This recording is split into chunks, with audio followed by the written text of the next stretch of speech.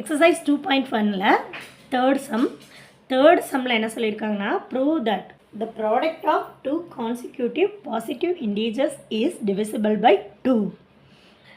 அடுத்து 2 consecutive positive integers எடுக்கும்போது அந்த நம்பர் வந்து அதோட ப்ராடக்ட் வந்து கண்டிப்பாக divisible by 2ஆல் டிவைட் ஆகும்னு சொல்லியிருக்காங்க. சரியா, நம்ம எடுத்துக்கலாம் ரெண்டு பாசிட்டிவ் இன்டீஜர்ஸ் n+1. இது 2 consecutive positive integer.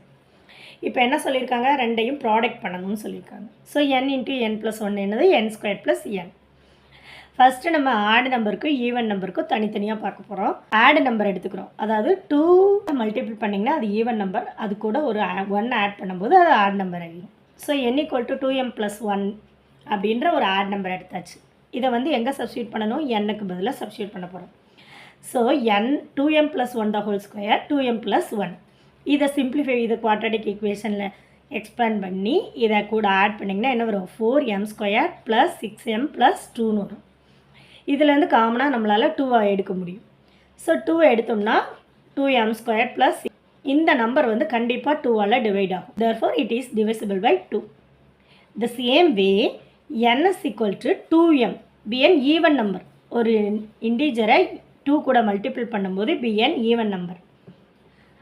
ஈவன் நம்பருக்கு இப்போ போடும்போது 2m² + 2m. இதை எக்ஸ்பேண்ட் பண்ணிங்கன்னா 4m² + 2m கிடைக்கும். இதில் காமனாக 2 எடுக்க முடியும். ஸோ 2 ப்ராக்கெட்டில் 2m² + m. இதுவும் கண்டிப்பாக 2ஆல் டிவைட் ஆகும். therefore it is divisible by 2. அப்போ ஈவன் நம்பராக எடுத்தாலும் ஆட் நம்பராக எடுத்தாலும் கண்டிப்பாக அடுத்தடுத்த கான்சிக்யூட்டிவ் நம்பர்ஸ் டிவைட் ஆகும். எதால், 2ஆல். Product of two consecutive positive integers is divisible by 2.